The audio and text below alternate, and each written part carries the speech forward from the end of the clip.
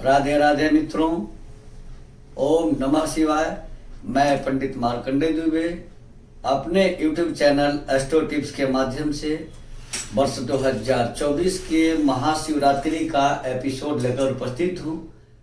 वर्ष 2024 में महाशिवरात्रि कब है, कौन कौन से योग बन रहे हैं, ग्रह नक्षत्र क्या रहेंगे, कहाँ रहेंगे, कौन से दो राशियों में चंद्रमा का भ्रमण होगा, किन दो नक्षत्रों में चंद्रमा भ्रमण करेंगे, कौन सा विशिष्ट योग बन रहा है, रुद्राभिषेक का कौन सा द्रव्य किस कामना की पूर्ति कराता है, कन्या की शादी में बाधा आ रही है, बात बनते बनते बिगड़ जा रही है, उसके लिए कौन सा उपाय महाशिवरात्रि के दिन करने से लाभ होगा। किसी के लड़के की शादी नहीं हो रही है, लड़के की शादी होते होते ना हो जाती है, उसके लिए कौन सा उपाय करें। कमर और घुटनों के दर्द से अगर परेशान हैं तो महाशिवरात्रि के दिन कौन सा उपाय करें। इन तमाम चीज़ों को इस एपिसोड के माध्यम से बताया जाएगा। सबसे पहले आप सबों से मेरा एक छोटा सा निवेदन है कि यदि अब तक आपने हमारे इस चैनल को सब्सक्राइब नहीं किया है तो सब्सक्राइब जरूर कर लें, नोटिफिकेशन बेल दबाएं ताकि हमारे सभी वीडियो अपलोड होते ही आपके पास आसानी से पहुंचे। वीडियो लाइक करें जिससे हमारा मनोबल बढ़ेगा। अपने मित्रों को शेयर करें जिन्हें इसकी जानकारी आसानी से मिल सकेगी। चूंकि वर्ष 2024 की महाशिवरात्रि लगभग 300 वर्षों के बाद उस संयोग पर पड़ी है जो 300 वर्ष पहले बना था। यह शिवरात्रि अपने आप में विशेष है क्योंकि 300 वर्ष बाद यह संयोग बना है। शिवरात्रियां वर्ष में 12 होती हैं और 12 शिवरात्रि में फाल्गुन मास के कृष्ण पक्ष की त्रयोदशी युक्त चतुर्दशी वाली तिथि को महाशिवरात्रि कहते हैं और ये सबसे बड़ी और शक्तिशाली शिवरात्रि होती है क्योंकि भूत भावन भगवान भोलेनाथ का विवाह माता पार्वती के साथ इसी दिन हुआ था। वर्ष 2024 में महाशिवरात्रि कब है? 8 मार्च 2024 शुक्रवार को श्रवण और धनिष्ठा नक्षत्र के संयोग में मकर और कुंभ राशि के चंद्रमा के भ्रमण काल में शिव और सिद्ध योग के संयोग में वर्ष 2024 की महाशिवरात्रि बन रही है, हो रही है। महाशिवरात्रि के दिन कोई भी काम किया जा सकता है, लेकिन कुछ स्पेशल काम, विशेष काम होते हैं जिनके लिए मुहूर्त हमेशा देखा जाता है। मुहूर्त महाशिवरात्रि को अबूझ मुहूर्त कहा गया है। इस दिन भगवान शिव का नाम लेकर, माँ पार्वती का नाम लेकर कोई भी काम करने से सफलता की प्राप्ति होती है।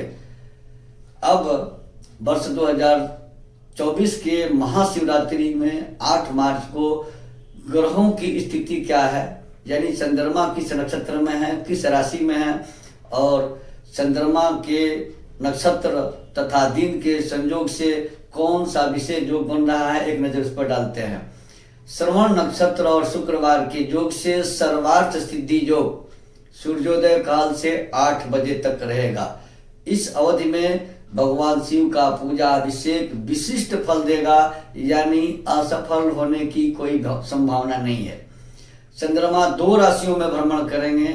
सूर्योदय काल से लेकर रात्रि 7 बजकर कुछ मिनट पर चंद्रमा का प्रवेश कुंभ में होगा और 7 बजे रात्रि से पहले तक चंद्रमा मकर राशि में रहेंगे। चंद्रमा 2 नक्षत्रों में भ्रमण करेंगे। सूर्योदय से 8 बजे तक श्रवण नक्षत्र में रहेंगे, उसके बाद से चंद्रमा का गोचर धनिष्ठा नक्षत्र में हो जाएगा। यह भी अपने आप में एक अद्भुत योग है। शिव और सिद्ध 2 दैनिक योग उस दिन मिल रहे हैं। इस तरह से वर्ष 2024 के महाशिवरात्रि पर इन 4 अद्भुत योगों का सम्मिलन हो रहा है। अब महाशिवरात्रि के दिन पूजन अर्चन किया जाता है। पूजन के बहुत प्रकार है, पंचोपचार, षोडशोपचार, लब्धोपचार, सर्वोपचार। लेकिन अभिषेक कामना के हेतु, किस कामना के लिए किस द्रव्य से अभिषेक किया जाए, तो अगर सूखा पड़ा हो, सूखे से निवृत्ति लेना हो, वृष्टि कराना हो, तो जल से अभिषेक करना चाहिए। रोग और दुख परेशान किया हो तो कुश के जल से, अर्थात जल में कुश को डुबा दिया जाए और उसी जल से भगवान शिव का अभिषेक किया जाए तो दुख और रोग से मुक्ति मिलती है। पशु, भूमि, भवन, वाहन, जमीन की प्राप्ति के लिए दधी से भगवान शिव का अभिषेक करना चाहिए। लक्ष्मी प्राप्ति के लिए गन्ने के रस से भगवान शिव का अभिषेक करना चाहिए। धन की वृद्धि के लिए मधु मिला हुआ जल यानी मधु युक्त जल से यानी शहद युक्त जल से भगवान शिव का अभिषेक करना चाहिए। मोक्ष की प्राप्ति के लिए यानी इस जिंदगी से मुक्ति पाने के लिए तीर्थ के जल यानी गंगा जल से भगवान शिव का अभिषेक करने से मोक्ष की प्राप्ति होती है। बीमारी के नाश के लिए, बीमारी समूल नाश करने के लिए जल में इत्र डालकर भगवान शिव का अभिषेक करने से बीमारी का नाश होता है। पुत्र प्राप्ति तथा प्रमेह रोग की समाप्ति के लिए भगवान शिव का अभिषेक गाय के दूध से करना चाहिए। ज्वर से मुक्ति के लिए यानी ज्वर बुखार जान नहीं छोड़ रहा है, पीछा नहीं छोड़ रहा है, इस स्थिति में भगवान शिव का अभिषेक गंगा जल से करना चाहिए।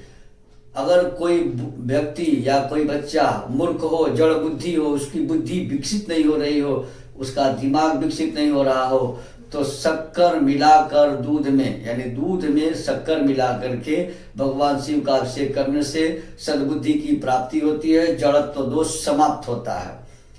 वंश की वृद्धि के लिए घी से भगवान शिव का अभिषेक करना चाहिए, इससे वंश की वृद्धि होती है।